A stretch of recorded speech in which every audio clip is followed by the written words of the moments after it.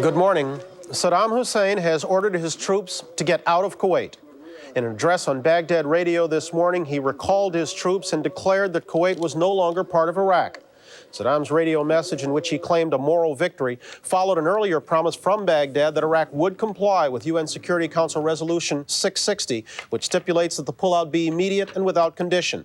As they study the offer, U.S. officials are downplaying Saddam's announcement, and they are continuing to prosecute the war.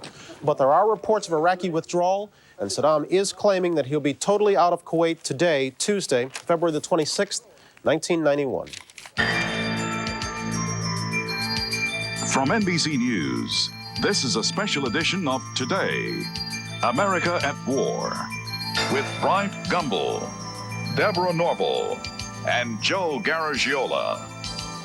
And good morning. Welcome to Today on a Tuesday morning. We hope we're not jumping the gun, but it certainly does seem like we greet you with good news on this morning, because if the end is not at hand, it is certainly within sight. Let's see if we can clear up exactly what we know. As you perhaps know, there was an announcement from Iraq early yesterday evening of Iraq's withdrawal. Now, Washington rebuffed that offer and demanded a personal statement from Saddam Hussein. That statement came this morning over Baghdad radio. The U.S. is reacting icily to that. We'll get reaction from the White House in a moment, but the U.S. is continuing to study that.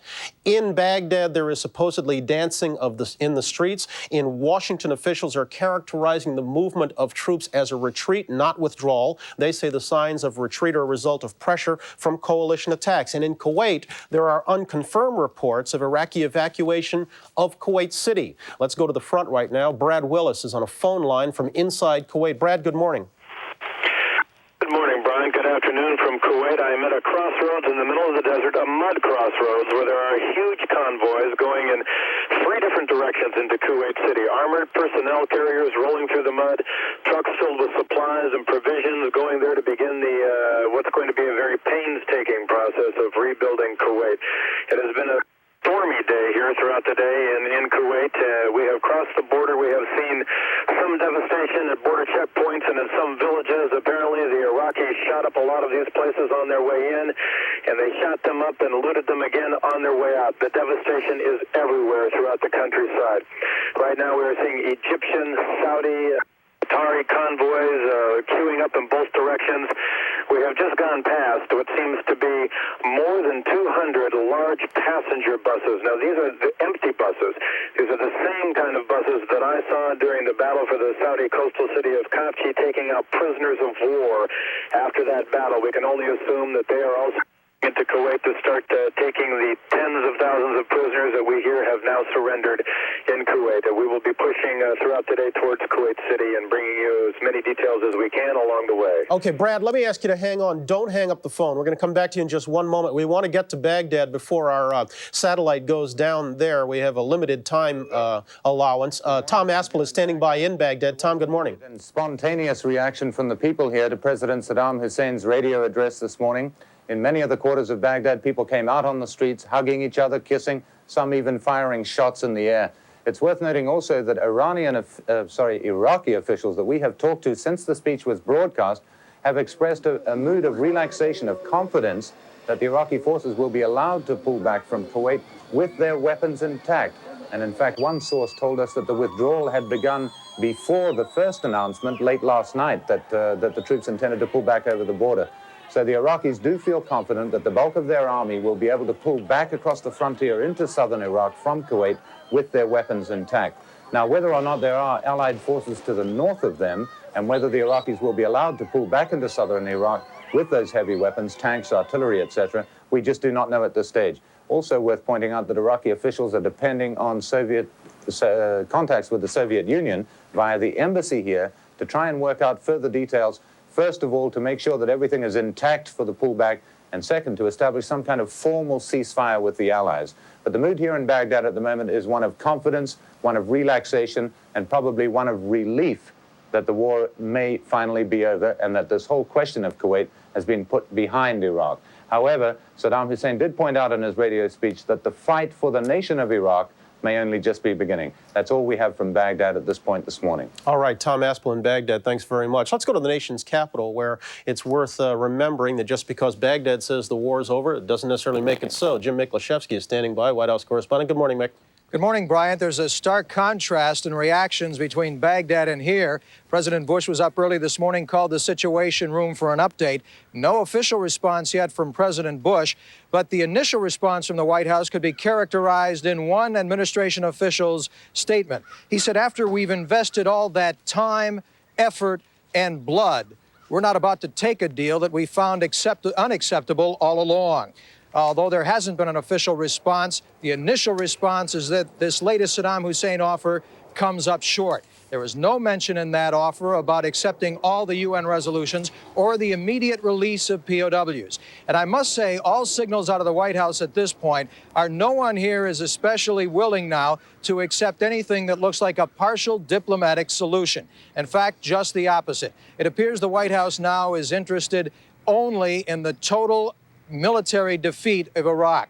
The only way to bring about a ceasefire, according to officials now, is if Iraqi troops withdraw without their tanks, without their artillery. And to sum it up, according to one administration official, we didn't wade into this war to end up in a tie.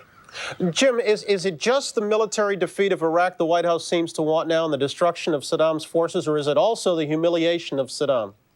Well, you can call it humiliation if you like, but it is, in fact, the total defeat of Saddam Hussein that is being sought here. All right, Jim Miklaszewski, we're going to go on back to the front in Kuwait, where Brad Willis is still on the line. Brad, can you tell us anything about these unconfirmed reports of Iraqi evacuation from Kuwait City? What have you heard? Well, we're a little bit outside of Kuwait City. We have heard those reports as well, Brian, but I think for now that they should stay unconfirmed. We know that we heard Saddam Hussein say that he was pulling out, but we have seen him pull many tricks before. Many expected there could be some house-to-house fighting inside Kuwait. One interesting thing that we are seeing now in the desert, in fact, two interesting things, if I might point them out.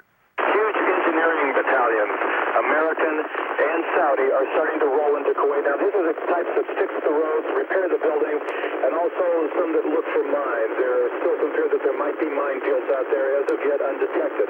Another very interesting thing that we are starting to see, truckloads of Kuwaiti families, men, women, children, all of them belonging piled and tied to the back.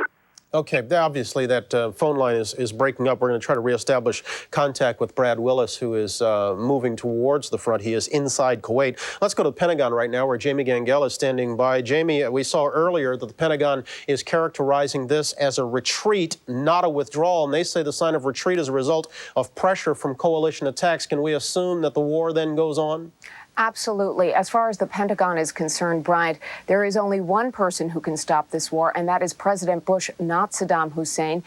Military officials have told us this morning that it would be imprudent for commanders to lay down their weapons at this point because they just still don't know what's going to happen. We've just gotten this word from a Pentagon official, quoting now, "We must continue to prosecute the campaign until we are absolutely sure the withdrawal is true in both letter and spirit."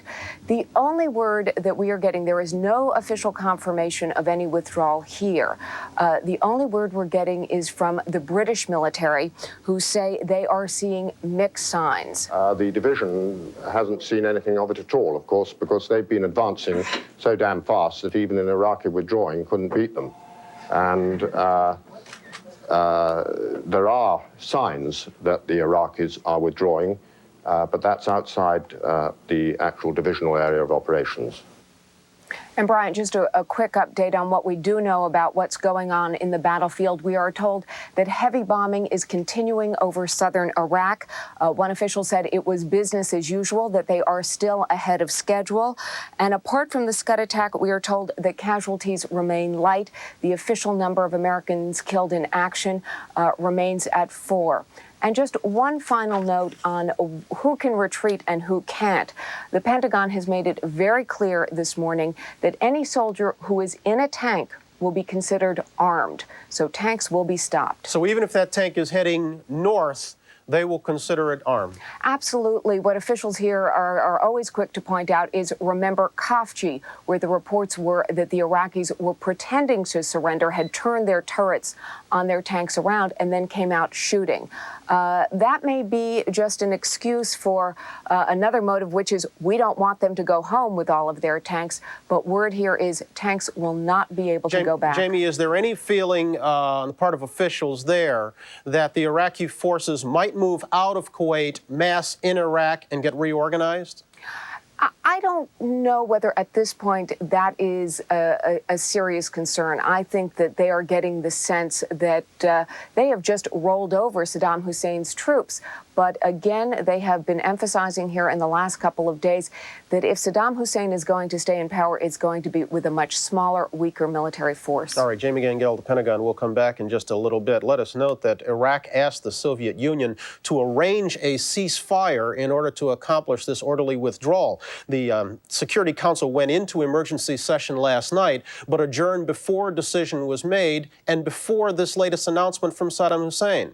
And so the UN still has a role to play. Let's go on over there right now. Correspondent Stephen Frazier is standing by. Stephen, good morning. Good morning, Brian. This was the mother of all diplomatic sessions here at the UN overnight, and as like the action on the battlefield, it all seems to be going the Allies' way. As you said, the Iraqi ambassador came here last night and said that Iraq would comply with Security Council Resolution 660, which calls for immediate, unconditional withdrawal. But he would not discuss the other 11 resolutions, which contain, among other things, assurances of Kuwait's sovereignty and a pledge to make reparations for war damage. The Iraqi ambassador wants to put off any discussion of those until other meetings.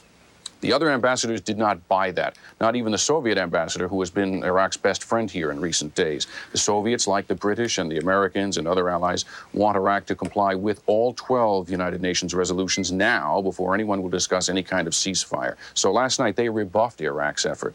Now, recall, Bryant, that the United Nations provided the authorization in diplomatic terms for any military action, and it is not now rushing to any conclusion of military action that is not coming exactly on its own terms. They'll be back later today to work some more, but so far the sides are no closer diplomatically. All right, Stephen, let me come back to you in just a little bit, but at this hour we want to go to Moscow. We're standing by is the former Soviet Foreign Ministry spokesman, Gennady Gerasimov. Mr. Gerasimov, good morning. Good morning. Is it the Soviet Union's intention to now press for a ceasefire? Is it the Soviet Union's... Sorry, the sound disappeared. Yes, is the Soviet Union? Soviet Union's intention to now press for a ceasefire despite what seems White House rejection of Saddam's offer? Well, we are now in the stage of end game, and I think that when Saddam Hussein really capitulated, any new victim is unnecessary. That's why we think that ceasefire is a good idea, including, of course, victims on the coalition side. So if Saddam Hussein fires another missile, it means that he is unsincere. But otherwise, we don't see why the United Nations cannot discuss ceasefire at the Security Council meeting, which, as I understand, is going to happen soon. But the White House, it seems, is taking note of Saddam's lack of acceptance of UN Resolution 662, which annexes Kuwait, and the fact that it's also ignoring Resolution 674, which calls for compensation. Can it really be said that Saddam is complying with all UN wishes? Well, we can find it out during the meeting of the Security Council. When he was talking to his people also over the radio, talking about withdrawing forces from Kuwait, he couldn't possibly find time to discuss all these resolutions, which sound a little bit too technical for ordinary people. But I think that, of course, we must demand that all the resolutions will be fulfilled, including resolution on compensation and on annexation. The Soviet Foreign Minister Alexander Besmertnik says the Soviet Union will play a role in the post-war security in the Persian Gulf. Is it the Soviet Union's intention or willingness to send troops to the Gulf to take part in a peacekeeping force? Is that a possibility? Well, it's too early. It's a premature specificity. In principle, we are for United Nations peacekeeping forces, and we see no reason why the Soviet Union cannot participate in this kind of forces in the Middle East or somewhere else. Gennady Gerasimov in Moscow. Thank you very much, sir. Of course, the White House is in no mood, really, for a compromise, especially in the wake of a deadly Scud attack on Khobar City that left 27 dead and 98 wounded. Khobar City just outside of Dhahran, Saudi Arabia. Let's go to Dhahran right now. Tom Brokaw is standing by there this morning. Tom, good morning. Good morning, Brian. And in fact, this offer, and if it is in fact a withdrawal, it comes just about 18 hours too late for 28 American servicemen who were killed in that attack when Scud missile debris, possibly the warhead that might have been intercepted, hit their metal warehouse that had been converted into a barracks. This morning, the death toll is 28 dead, Brian, and 100 have been injured altogether. Many of them were packed and ready to go home. I'm sure that they felt that they were out of harm's way, working back from the border in what we think is probably a supply mission. Many of them were apparently assigned to that kind of duty. They were just sitting down to dinner when the Scud literally fell out of the sky. It was the most devastating attack yet on Americans, and the first attack by a Scud on an American target. It probably was not specifically targeted by that Scud missile, because there is still an indication this morning that it was successfully intercepted by the Patriot missile. It came on an overcast day, so if the Scud missile launcher was out in the desert somewhere, the American pilots didn't really have a great crack at it, although it may have been launched from Baghdad itself. Tom, what's it done to the feeling of security there, which had existed in Dhahran? I know people, including the press, had felt somewhat safe there. Well, when that Scud launch was first announced yesterday, we all rushed out here as we do regularly. We keep the gas masks at the ready. Some people went down to the bomb shelter, but I dare say that everyone had gotten to be very, very casual about it indeed, and I think that the tension went up perceptibly after that, but there's not much you can do about it because these things literally rain from the sky. It's like getting hit by a bolt of lightning. You have about that much control over it. All right, Tom Brokaw in Saudi Arabia. Thanks very much. And again, in Kuwait, the war goes on. U.S. and coalition forces continue to press the attack with very few casualties and with great success against the Iraqi forces. We have unconfirmed reports that the Iraqis have evacuated Kuwait City, and British officials are saying that troops are heading north, but the White House is reacting coolly to Saddam's offer to get out of Kuwait, but Saddam continues to maintain that he will be out by the end of this day. We're going to come back in just a moment, continue to follow the events in the Gulf when we come back. 17 past the hour. This is Today on NBC.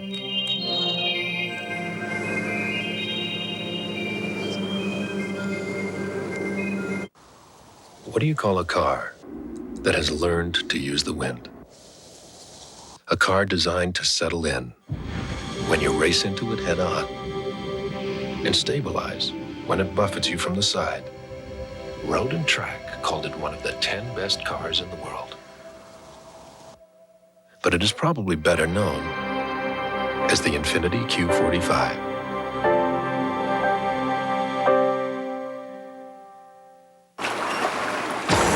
Make a splash with your family at Ocean World. Spend a morning or an afternoon. It doesn't take all day. Cruise the Intercoastal on Miss Ocean World. Thrill to our entertaining shows and discover the wonders of the sea. Get up close to marine life, exotic birds, and other fascinating creatures that share our world with us. Come, bring your family, your friends, your out-of-town guests, and get ready for the most fun at Ocean World in Fort Lauderdale.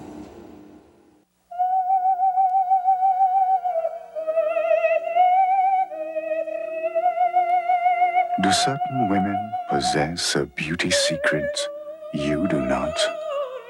Yes. New DuPont Certified Stainmaster Luxura Carpet.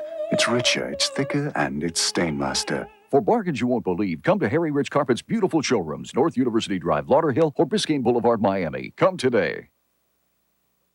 Tonight, could you read a book if many of its chapters were missing? Would you understand the story? African-American heritage has played an important role in the history of civilization, yet it's been largely excluded from our history lessons. Until now. Broward schools that are sharing the dream. A Channel 4 News Focus Report tonight at 5:30. Christian Brando's confession tape. Moments after he shot a man dead, he made this confession tape, only on hard copy. Weekdays at 4:30 after Personalities.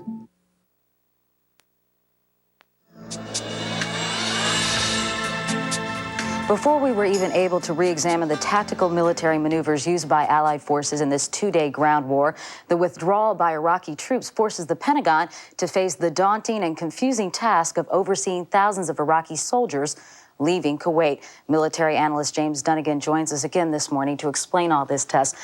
Mr. Dunnigan, the Pentagon has said this is a retreat, not a withdrawal. So if Iraqi soldiers try to leave, they will be taken as EPWs, and if they're in their tanks, they will be engaged? According to the latest statement I've heard, if any Iraqi soldier can get up here on foot, they'll let him cross the border, and we won't have to worry about him as a prisoner. The big problem is the several 100,000 Iraqi soldiers down here who were bypassed, many of whom don't even know what's going on. We'll probably have to take them prisoner because there's no way they can physically get up there in 24 hours or 12 hours, as the case may be. So if the war continues, it will be very difficult for Saddam Hussein to make good on his promise that he'll be out of Kuwait by the end of the day. Like everything else Saddam has said, you know, it's more fiction than fact. How would you describe the battlefield at this point? Chaotic. Mass confusion? Chaotic. I mean, especially on the Iraqi side. And, of course, the thing you have to keep in mind is that we have occupied most of southern Iraq, at least the non-populated areas, you know, about 100 or so miles outside of Baghdad. That bodes ill because it means there may be a second phase to the battle for Iraq. And their command and control facilities or apparatuses have been degraded to such a point that some of these soldiers may not even get the word that they're supposed to withdraw. No, apparently the only means the Iraqis have of commanding their troops now is making announcements over the radio in the open. And some of them don't have radios. Exactly. So it's utter chaos. The only units Saddam has left are the 4 Republican Guard divisions in the vicinity of Baghdad. And we've got blocking forces to deal with them, don't we? We have three blocking forces set up in Iraq. Exactly. We could probably take Baghdad in a couple of days. There'd be some fighting. It would be a lot worse than anything in Kuwait, but that apparently is one of the options we're dealing with now. Mr. Dunnigan, thank you again for joining us. We're back in a moment with more on Today after this.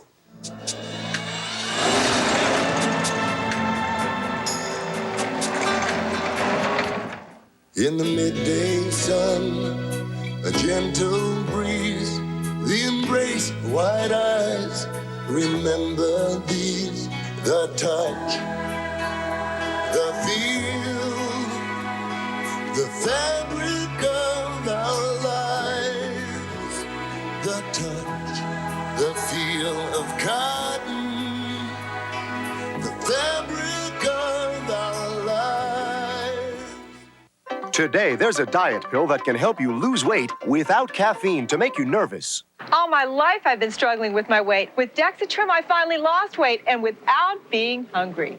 No matter what else you've tried, Dexatrim can help you lose weight. Just one works all day, morning through bedtime, to control your appetite and help you lose weight. Dexatrim did it for me. I lost weight and feel great. Today's caffeine-free Dexatrim. Nothing works harder to help you lose weight. Nothing.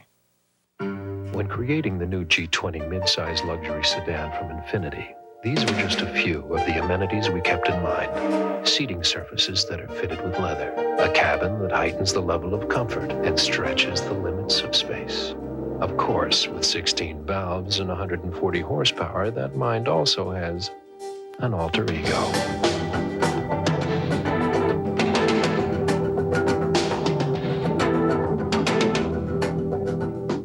Your friends like to party, especially on their birthdays? Well, if you can't attend one, send one. Just call or visit your FTD florist, the only one who can send a birthday party bouquet almost anywhere. Send a party today. It's Red Lobster's new lunch special. Shrimp and chicken, just $3.99. Golden fried shrimp and grilled chicken breast with salad and baked potato, just $3.99 for a limited time at Red Lobster for lunch. There are always some humorous notes in the middle of the toughest of situations. Evidently, the Allied troops found one amid the 22,000 Iraqis taken prisoner. They found one guy in Bermuda shorts, T-shirt with a Chicago accent. And they came upon him. He asked them, he said, "Where the hell have you guys been? I came home to visit my grandmother, and they re-enlisted me in the Army." He's coming home. Back after a station break. Good one. The ground war breaks in the Gulf, and NBC News is there. Tom Brokaw and John Chancellor in Saudi Arabia. Brian Gumbel, Jane Pauley, and Gary Cutley at home. Count on NBC News. I've got a sinus headache right now, and it just will not go away. It almost feels like my cheekbones are bruised back in here. Today, Lynn Keeper is trying Tylenol Sinus. The pain is gone. The pressure is gone. I didn't know Tylenol made a sinus medication. This is wonderful. Tylenol Sinus, the strength you need from the name you trust. And now look for new Tylenol Sinus Gel caps. Maximum strength, concentrated, and gelatin-coated so they're easy to swallow. Only from Tylenol, the first sinus gel cap. Pickup number 3. Give me a spider walking through the garden. Get a hitch in here, get up. Where's my number 13? put a lid on your flapper. Pick up number 4. At Channel 4, we've got your number because we're your official Florida lottery station, the only place where you can see the Cash 3 game, Monday through Saturday at 7:57. We've got your number. I said pick up number 4. Teresa Rodriguez, weekdays on Channel 4 News at 5:30. Watch our teamwork, Channel 4 News. From your 24-hour news source, this is Today in South Florida. Good morning, I'm Marianne Murciano. We'll get the morning started with a look at traffic. There's a little bit of rain out there. Joe Brennan was watching things for us. Joe, what do you see? All right, so far we see a lot of rain, a lot of wet roadways out there, Marianne. It looks as if travel southbound 95 through the Golden Glades interchange moving a little slowly now, definitely a lot slowly down towards 125th Street. Also northbound Palmetto, not a whole lot easier to get by up towards the Dolphin Expressway this morning. It's quite congested. So far in Broward County, southbound 95 Atlantic Boulevard, accident there, overturned vehicle, not too bad a delay though. We do have some other delays. State Road 7 at Oaks Road, accident. Another one, Sunrise Boulevard at 34th Avenue. Marianne, that's a check on Channel 4 News traffic. Back to you. Okay, thanks a lot, Joe. And Bob Weaver's taking a look at that weather that Joe's been talking about all morning long. Bob, what do you see out there? Well, I see a lot of rainfall. First of all, here you see it all moving down through the state. We're going to have some pretty good showers around before this is all over. That'll get through here at least by tomorrow, and it's going to turn a little bit cooler. By the way, if you're driving anywhere today, please be careful. Leave a little bit early, and remember one thing, it's going to be with us for most of the day, so make those plans. Here's Marianne. Okay, thanks a lot, Bob, and we'll be right back after this. Eckerd pharmacist Patty Carr. She can make people feel better even without medicine. Bye-bye, Patty. You get to feeling better, Bob, and we'll go dancing. It takes a special kind of person to be an Eckerd pharmacist. With all these umpteen-hundred different remedies, you could spend half an hour deciding what's right for the sniffles. So, what can I do for you today? At Eckerd, your pharmacist always provides help with non-prescription medicines. Most places, my cold would be over before I figured out what to take for it. After reviewing the broad spectrum of leading economic indicators, it appears we have a financial softening in a variety of sectors. The economy stinks. Even market leaders have been impacted. Honda dealers are loaded with Accords. Ergo, we are encouraging minimization of margins. They're selling the Accord EX for as little as 5% over cost. And are pressuring a downward spiral in the discount rate. And are offering 7.9% APR financing. This aberration will be short-lived. Hurry. Lots of reaction this morning to Iraq's announcement that it is withdrawing from Kuwait. When the announcement came over Baghdad radio yesterday, Channel 4's cameras were in Liberty City, where relatives of troops watched intently. Most at Dade's Operation United Front say they're skeptical of any new Iraqi proposal. It's a cat and mouse game, and really it's frustrating to the family. It's, in some instances, destroying some of the families because you're not sure what's going to happen. Well, I thought it was just another trick. You know, I didn't take it to be real serious, because they keep coming with these little flaws and then they take it right back. I really feel that what's going on is like a smoke screen, that he is really planning his main attack and that he's hoping probably to get the United States off guard. Others at the meeting say the president should take any surrender offer seriously.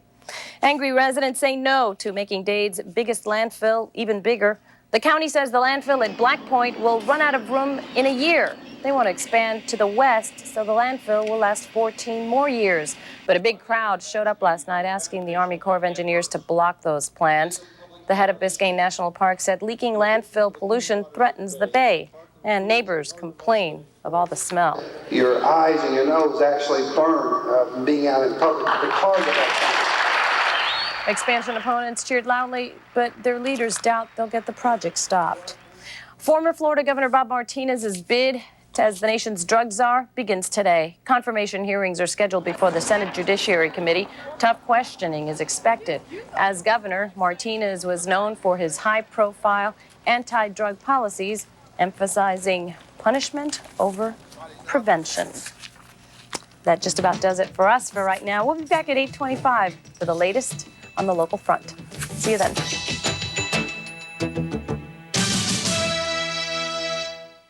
Unlike big juice companies, we have a different idea about corporate ladders, mergers, even stockholders' meetings. Morning, Ed. Hi, Bob.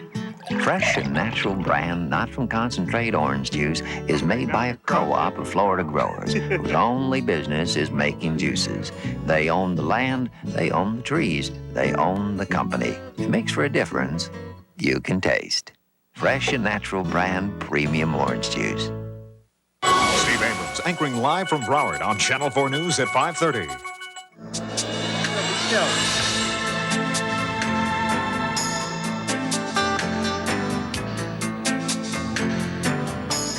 Back now, 7:30 on a Tuesday morning. Along with Joe Garrett Joel, I'm Bryant Gumbel. Katie Kirk is joining us while Deborah's away on maternity leave. Al Roker is joining us. We can presume Willard's not away on maternity leave. I was going to say. Although with this show, you never know. This is a very busy morning, one which could in fact mark the end of the Gulf conflict. We're getting reports out of Kuwait that the Iraqi forces are heading north, that they are withdrawing, but the White House is reacting coolly to an address by Saddam Hussein ordering his troops out of Iraq and claiming that Kuwait is no longer part of that country. We're going to be heading to Saudi Arabia straight ahead for a report on what many troops face during the days of the ground war, and we'll continue to update events. Katie? And Bryant will also be heading to London to talk with an Iraqi opposition leader about the changing events in the Gulf region. Joe? Well, Katie, this morning's news from the Gulf brought cautious optimism to many of the families with loved ones in the region, and we're going to check with some wives from one of our favorite places, Fort Stewart, Georgia. We'll do that in this half hour. 7:31. Let's proceed to the news desk and get the latest in a very busy day from Faith Daniels. Good morning, Brian. Good morning, everyone. Iraqi President Saddam Hussein said this morning that he is pulling his troops out of Kuwait. U.S. officials say Iraqi troops are on the move, retreating under assault. We even have one wire service report now that says that the Iraqis have completely withdrawn from Kuwait City and the surrounding areas. The war, though, is not over. We head to the Pentagon and to Jamie Gangel. Jamie? Good morning, Faith. A senior Pentagon official has just confirmed for us for the first time that the Iraqis are withdrawing from all kinds of different areas. But what they're saying here is that that is not a surrender just because they're moving. We're told that the Pentagon, there is no change in orders. And if the quote we got was, if he's moving, we're shooting. We are not assuming anything just because he's moving north. The message from here is that we want Saddam Hussein to cry uncle, and we want him to do it very loudly and very clearly, and we'd like him to move his equipment. We'd like him to leave his equipment behind. One new update on the military situation overnight. We've been told that Allied forces have engaged the Republican Guard in far western Iraq. We've taken out some of their best tanks, their T-72s, and that the Republican Guard were beaten back. Also, one additional casualty in the last 24 hours. We now are being told that 4 Marines, 1 Army killed in action. Faith? All right, Jamie Gangel, thank you. If the order is to be given to stop the firing, that would have to come from the White House. Jim Miklashevsky is there now. Jim, what's the latest? Faith, there's been no official reaction yet to Saddam Hussein's latest offer to withdraw. But a senior administration official told us just moments ago the White House will reject it, and for a couple of key reasons. Now that the White House has had a chance to look at a precise translation of what Saddam said and analyze it, they find out that what Saddam said was that Kuwait is part of your country. Talking to the Iraqi people, Kuwait is part of your country. That Iraqis will remember and will not forget that on August 8th, 1990, Kuwait became part of Iraq. So the clear indication, according to officials here, is that Saddam Hussein has no intention whatsoever of giving up Iraq's claim to Kuwait. One other key phrase. Constantinople, according to this translation and his words, was not, the gates to Constantinople were not open before to the Muslims in the first struggle attempt. That means, according to officials here, that Saddam Hussein intends perhaps to come back at some time. The official line here is the U.S. won't let him. All right, Jim Miklashevsky, you want to head now to Baghdad and get reaction there from Tom Aspel, who's been listening into all of this. Tom, what can you tell us? Well, first, when President Saddam, when the speech ended on the radio this morning, the people, their first reaction was that the war must be over. They were out in the streets congratulating each other, hugging, kissing, some even firing rifles into the air here. There was a real feeling of celebration. But we've since learned there has just been a military communique issued by the Iraqi High Command, and it points out that the Iraqi 40th Division, 40, was attacked by Allied forces while in the process of withdrawing from Kuwait. Apparently attacks from the air and from artillery hit this withdrawing column. The Iraqi military communique, very tough-worded in its wording here, saying that that attack took place while the 40th Division was withdrawing. So it looks very much as though the Iraqis are now trying to sell a bill of goods, saying that they are pulling out. And with this communique saying that it was under attack while withdrawing, we'll just have to see whether there's any intention of laying down their weapons while they pull back out of Kuwait. Yes, Tom, the big concern in Washington is certainly that this is a ruse, that they're not sincere, that they're just merely regrouping. Well, I think they're definitely trying to salvage everything they can out of this. The feeling after President Saddam Hussein's speech this morning here among the Iraqi people was to pay close attention to the message that the battle is not over. The battle is not over. And I think what he's trying to tell the people here is to be prepared for attempts from the outside powers to dictate terms to Iraq, which he will find unacceptable. And he's appealing to the Iraqi people to stand strong now while this current phase of a bit of a pullback is taking place, and that should anybody try and dictate future terms on Iraq, then the people will fight.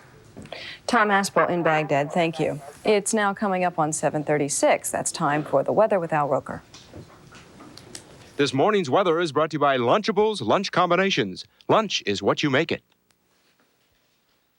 Well, good morning. Let's take a look at what's been going on around the weather in Saudi Arabia and Middle East. You can see a strong cold front pushing through, and that's going to keep our weather there kind of rough over the next 12 to 18 hours. Showers and very windy conditions, but things should be clearing out there not too soon within the next 18 hours. Closer to home, here's what you can expect for today. We are looking at some light snow, the mid-Atlantic states all the way on up into New England, just about a dusting to maybe an inch or so. Very cold and blustery over the Great Lakes. More snow there again, maybe 1 to 2 inches. Sunshine throughout much of the midsection of the country. Some showers and thunderstorms. Cooler weather moving on into Florida as we head out to the west. Showers along the Texas Gulf Coast area. Also sunshine in the midsection of the U.S., but it's going to be a little on the cool side there. And as we work our way out to the coast, the west coast, fog along the California coast and sunshine and mild up in the northwest. A little bit of a change. Good news for everyone in California. Some rain will be moving onshore tomorrow, and that will probably signal the beginning of a pretty wet week out there because they could use it. They got that drought going on. That's what's going on around the country. Here's what's happening in your neck of the woods. Willard is in and out in a hurry. What a mess. I'll clean it, though. Anyway, here's a cup of coffee for you this morning. The temperature now is about 74 degrees. It's going to get up to 78. Watch out for the rainfall. Drive carefully. Good morning. 7:37 now again. Here's Brian. All right, Al, thanks very much. Ever since the ground war started on late Saturday night, U.S. and allied soldiers have got very little of what they expected to meet. Saddam Hussein's army proved to be much less of a force than the allies had feared. Deborah Roberts is in Saudi Arabia this morning with a little more on that. Deborah, good morning. Good morning, Brian. As the Allied troops continue advancing toward Kuwait City this morning, they're continuing to find big surprises. The enemy troops didn't put up half the battle they expected, and that's creating a fresh round of problems for the commanders. This is what a battlefield looks like to the victors. This piece of desert not far from Kuwait City has changed ownership. When the 18th Artillery rolled into Iraqi-held territory 2 days ago, they took few chances, announcing their presence with a massive barrage. They had expected heavy resistance, but found little. For a few moments, there was time to celebrate. As Allied troops moved north along the coastal road, they encountered a desert graveyard, burnt-out hulks of Iraqi tanks, trucks, APCs. Only this enemy minefield remained intact and a few unexploded cluster bombs. The enemy frontline troops had abandoned their foxholes. This Iraqi deserter said he and others had endured the desert campaign with almost nothing to eat. They sent them here just to fight with just a couple of biscuits and some water. No food. And when members of the 18th Artillery searched enemy foxholes, they discovered the enemy had little to fight with. How would you evaluate it militarily? Poor standards, very poor. Magazines that we found so far, some of them have blank ammunition. The Allies had trained for months to encounter the enemy, but not this way. Thousands of hungry, ill-equipped, demoralized Iraqi troops simply gave up. Now it was up to the victors to bury the enemy dead and care for the living. You know, they're human beings also, and we're treating them as such, taking as good a care as we can of them, because we're not here to destroy, we're just here to do a mission, take care of them at the same time. And that's one of the things that brings the human aspect back into our job, is taking care of people. This man told his captors he was no good to his family on the battlefield. Others appear to be in shock. Their leader had told them they would be victorious. Now their weapons littered the sand. These Allied soldiers would continue their push to Kuwait City. Their prisoners would be shipped behind the lines to detainment camps to sit out the war. But face to face for a few hours in the desert, Allied and enemy alike discovered that war has a human face. Now, one commander says handling the Iraqi prisoners will probably be a battle in itself. He calls the number overwhelming and says some will need immediate care. Bryant? Deborah, the question remains, how could all the experts, official and otherwise, have been so wrong? The resistance wasn't just what we expected. We expected it to be a lot more brutal than it is. We sure did, Bryant, and they expected a lot of that to come out of the Republican Guard. Now, of course, they are saying here that they still don't want to let their guard down, that they think that they could be in for some surprises, but they were all very stunned, apparently. After all that bombardment, it apparently did leave the Iraqi prisoners, or the Iraqi soldiers, in just a devastated state. All right. Deborah Roberts in Saudi Arabia, thanks very much. Stay safe. 7:41, we're going to come back in just a moment. Go to Fort Stewart, Georgia. Check the home front right after this.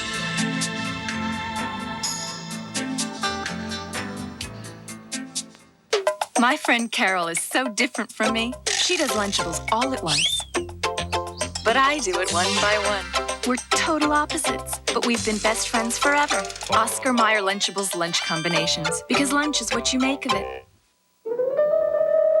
Ever feel too clumsy some mornings to make a pot of coffee? Wake up to Maxwell House filter packs. Coffee blended with Colombian beans. Pre-measured in their own filters. Because better beans do make better coffee. No fumbling, no bumbling. You get a perfect pot every time. Maxwell House filter packs blended with Colombian beans. Because better beans make better coffee.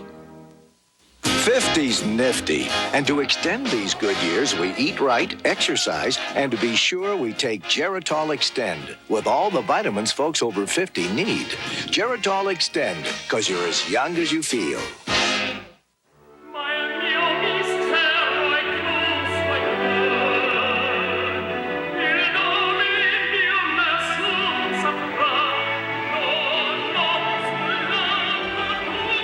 There's a level of service with which you're already quite familiar.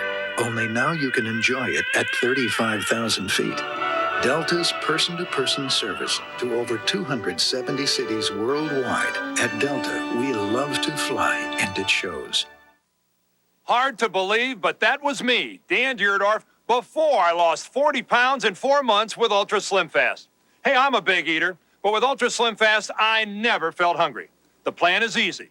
I had a delicious shake for breakfast, another for lunch, and then a sensible dinner.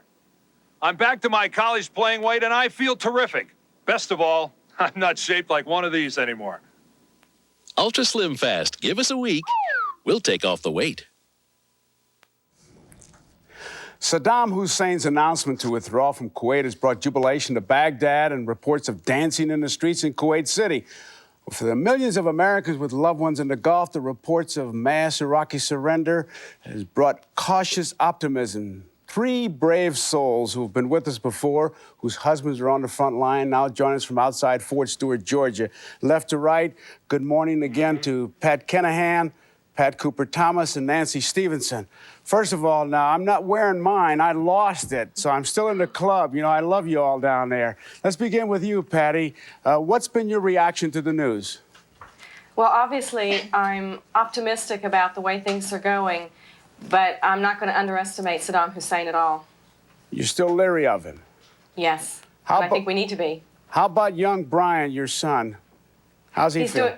He's doing fine. He was a little concerned when the ground war started, but he understands that it's important, and he knows now that Daddy may be coming home sooner. When was the last time you talked to Daddy? It's been 8 days. We talked to him a week ago Monday. Pat Cooper Thomas, you always got that big smile on your face, but this is the third time for you and your guy. How are you feeling with the reaction to this news? Well, I'm still proceeding with caution each and every minute because of the uncertainty in this personality, Saddam Hussein. I just don't know right now. I think what we might need to do is to continue to watch President Bush and his staff so that they can make the determinations as to what we need to do next. You still supporting them 100%, huh? Yes, sir, I sure am. Nancy Stevenson, you have two youngsters. How are you taking the news, and how is your family reacting to it? Well, I feel much the same way that Patty and Pat do. I think that I feel more hopeful now that the return will be soon. My children are doing fine. One of them will be 5 years old on Thursday, and the other one is 8 years old. The 8-year-old seems to understand a little bit more about what's going on, and she is definitely concerned about her father, and she's expressed that concern. Pretty much in the last month, it's been more of that expression. Jessica, my youngest, just wants her daddy home, and now maybe we can tell her that they'll be home soon. Will you be telling her, or are you so cautious that you don't want to build up her hopes? No, I've told my oldest, my 8-year-old, that the ground war has started, so she understands that, and she understands that what the consequences of a ground war can be, in as much that an 8-year-old can understand it. She and I talk about it because she asks questions. Mm-hmm. The little one wants to know when her daddy's home, and then she's off ready to play with the neighbor's children. Mm-hmm. But the 8-year-old does understand what's going on, and she and I talk about it. Let me ask all three of you now the same question. Are you prisoners of the television set, or you can't get away from it to see if you got special news coming this very moment? Patty? Not at all. In fact, I limit myself to television coverage because of the fact that so many people that I do know that are captivated by it are not having it as well a time adjusting to this whole thing. I don't feel that I want to get attached to it. Pat Cooper Thomas? Yes, I'm very busy, and I may catch it early in the morning or in the evening, but to be glued to it, no. To TV, no. How about you, Nancy? No, I'm not. I'm not spending all my time watching it. I watch a little bit in the morning before the children have to get off to school, and then I take my preschooler off to school, and then run my errands. And when I come home at lunch, have lunch with my daughter, and then when she runs out to play, I'll watch a little bit. No, I've budgeted my time so that I can watch the news. Well, certain parts of the day. We're with you, and we're hoping for that day to come real soon. We can all come down there again and have a giant party. You all for that? Yes. All right. God love you all, and we're thinking about you, our favorite spot. Thank you. Thank you. In a moment, the Iraqi opposition response. This is Today on NBC.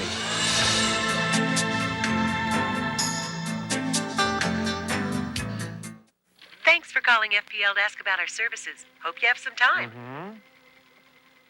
Are you interested in our discounts on high-efficiency air conditioning? Plus, landscape planning for natural cooling. We could describe all of FPL's services over the phone, but it would be a long conversation. Our free customer services brochure can save you time. And there's only 20 more to go. For your copy, call us at 1-800-DIAL-FPL. We're here to help. 44 years ago, Dr. Donald L. Golden opened the first DOC. Since then, 5 million people have entrusted DOC to make their glasses. To say thank you on our anniversary, we're cutting the price on prescription eyeglasses $40. That's right, you'll get $40 off every pair of glasses, or get soft contacts for just $40. We guarantee you'll be 100% satisfied or your money back. Right, Dad? You have our word on it. The other night, my wife made me, well, the most incredible chicken. It was really good. It was great chicken, I'm telling you. I didn't make it. What do you mean you didn't make it? Well, I sort of made it. You sort of made it? Yeah. It was a Tyson ready-to-eat roasted chicken, right out of the package or heated up. It tastes fresh because you buy it fresh. You didn't make the chicken? No, I made the chicken. Okay. Sort of. What does that mean? I'll tell you about it later. The same technology that cleans air on U.S. Navy submarines is now available for your home. Introducing Enviro Research electronic air cleaners. If you could easily see not only tobacco smoke, but pet odors, kitchen smoke and smells, and pollen represented here, you'd also see how the quiet, 95% efficient 5-step cleaning process helps effectively improve air quality in your home or office. Enviro Research electronic air cleaners. Available now at Eckerd Drug.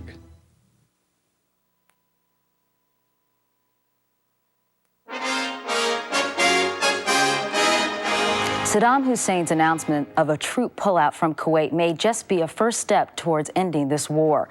Although there is surely a long road ahead, Iraqis around the world, as well as inside the country, are likely thinking today about how a post-war Iraq will look. Laith Kuba is the founder of an Iraqi opposition group called the Democratic Reform Movement in Iraq. His base of operation is London, where we find him this morning. Good morning, Mr. Kuba. Good morning to you. Saddam Hussein is claiming victory this morning, but in your view, is this a clear defeat for the Iraqi leader? It is an absolute and clear defeat for him. I think the fact he has been forced to do exactly, although step by step, what the Allied had asked him to do is very humiliating to him.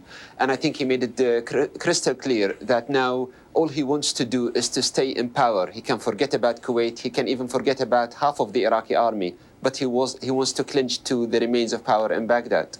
Do you think that others inside Iraq and throughout the Arab world may disagree with you, that they may in fact hail him as a hero after this? Well, definitely. Outside Iraq, people in North Africa or people in Jordan and in Palestine will see him as a hero because he has become a symbol. He adopted some of their legitimate issues. He hasn't served them, by the way. He hasn't delivered anything tangible or of value to their causes. In fact, he harmed the Palestinians far more than anybody else had harmed them. But nevertheless, they'll see him as hero. As far as Iraqis are concerned, I think they've had more than enough since the Iraq-Iran war had started.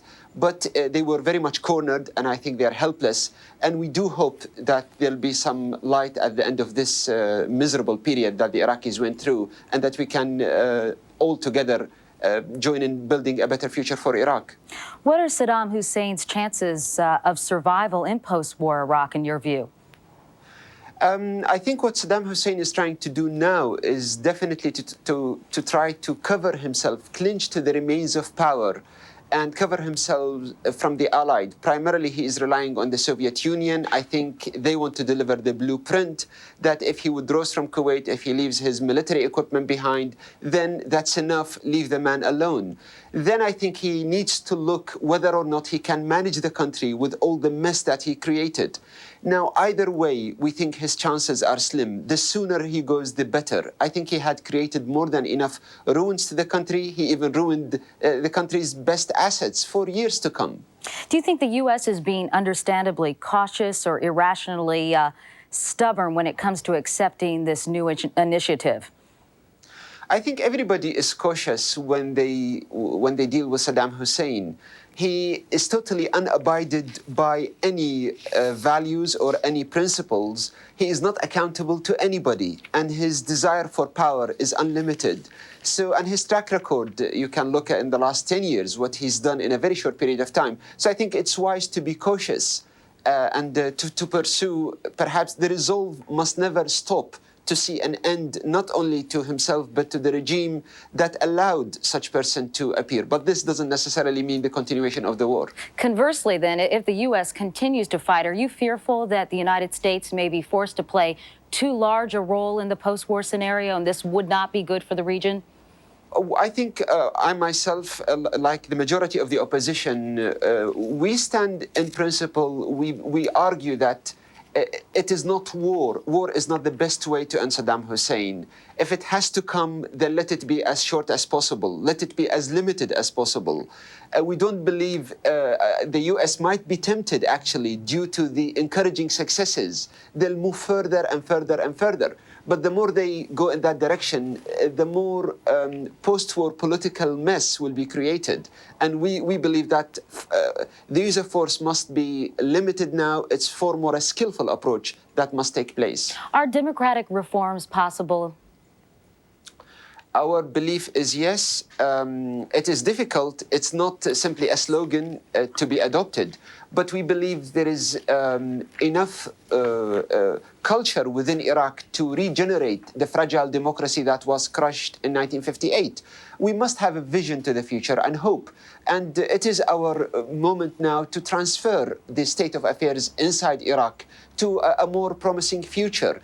Unless this transformation takes place in our minds and in our souls, I don't think we'll be able. If we become prisoners of the past, of the pains, of the dogmas of the past, I don't think we can proceed forward. Mr. Kuba, thank you so much for joining us this morning.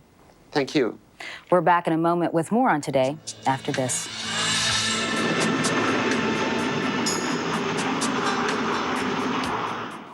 We were 3 days out of Dakar on the Queen Elizabeth II.